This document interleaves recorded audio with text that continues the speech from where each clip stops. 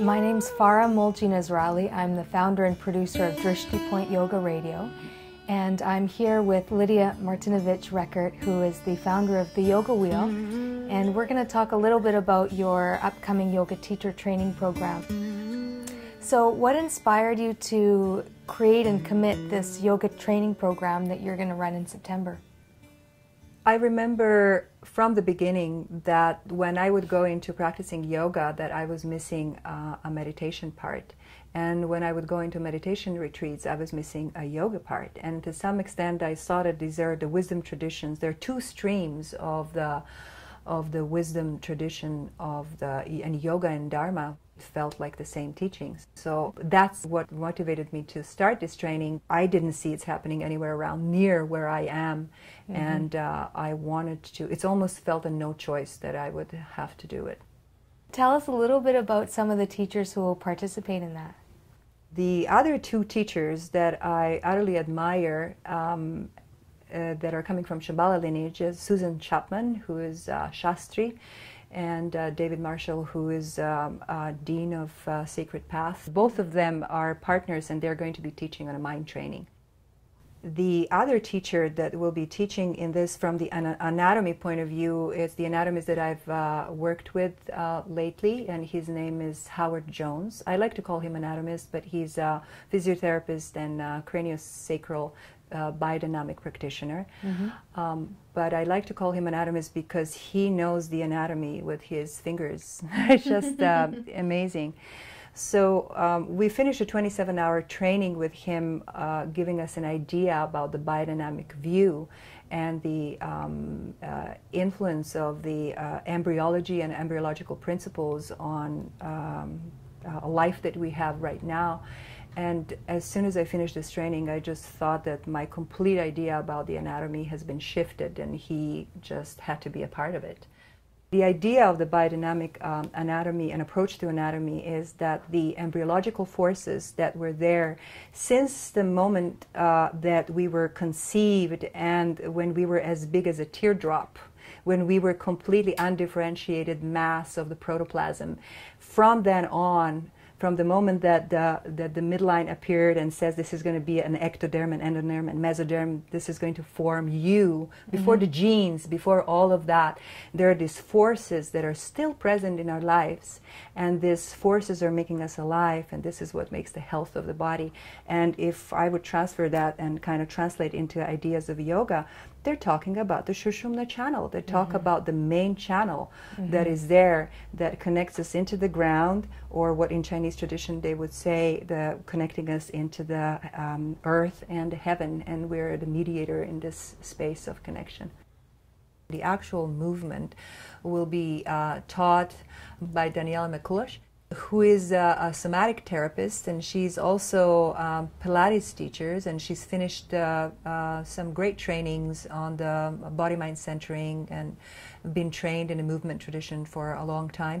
She's going to be teaching the somatic part of the training of how we move and what are the developmental movement patterns that happen from embryo until the moment that we came up, and how we started to crawl, and how is that reflecting not only the ontogenetic evolution of human species, but also into entire phylogenetic evolution of the species altogether, and how we move, where we move from. That if we are aware of where we're going and we place our attention to where we're moving from, and we're then focusing on the sequencing how to get into where we're going, it's fascinating how much your awareness can be one with the movement.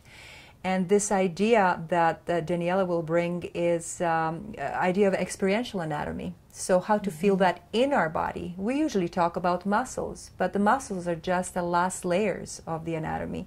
The idea is that we have all these systems in the body. We have nervous system, we have circulatory system, we have respiratory system, we have muscular, we have the bone system, and all of those systems, fluid system, they all have an intelligence, and this intelligence is available to us to tap into and to embody. Once we embody these systems, once we feel feel this energy in the body, then everything opens. This whole system's like an internal eyes open, and we move in a completely different way, in a very integrated way, which is very therapeutic. Can you talk a little bit more about specifically what really excites you in terms of the new findings of anatomy and the new way of talking about anatomy?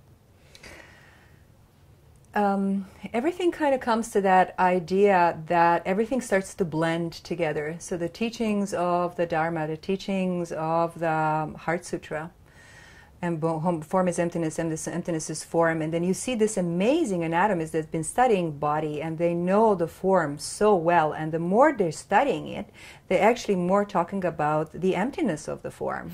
So that's what fascinates me. That actually they're talking, this is a Dharma teaching. For me, Howard is a Dharma teacher. Bonnie Bainbridge Cohen would say, if you would like to study the wind, study the sand, because wind is very hard to catch and study. So in order for you to really see how the wind works, you study the body. So for me to say, in order for you to study the mind, you go and study the body, because for us in this perspective, and as I'm saying from the perspective of Gil Hedley or Howard Jones or this amazing anatomist, body is just a hardened mind. It's just a hardened mind. So that's what is very exciting about it, because it's a completely new dimension. And I think that we're just cutting edge in terms of science and spirituality, realizing that spirituality is not really spiritual. You know, there's nothing kind of out there about a spirituality. It's very real, it's very here, it's within our viscera. It actually lives us. As Chogyam, I love the words of Chogyam Trungpa saying,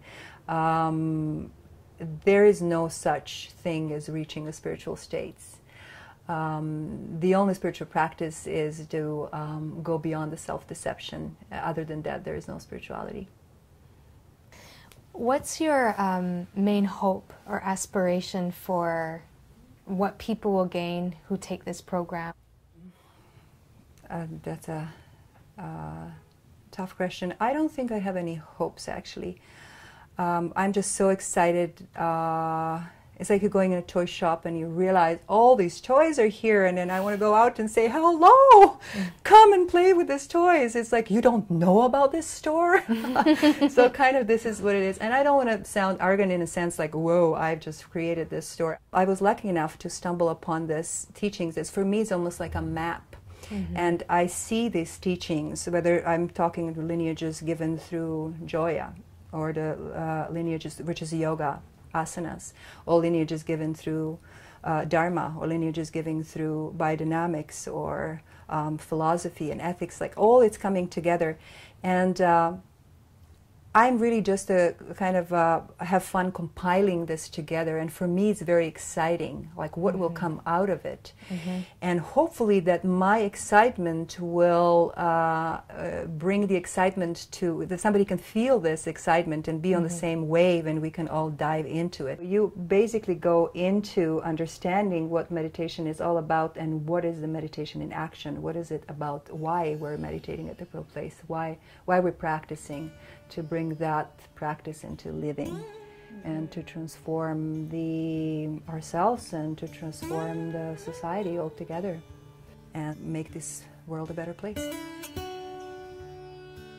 Thank you. Thank you.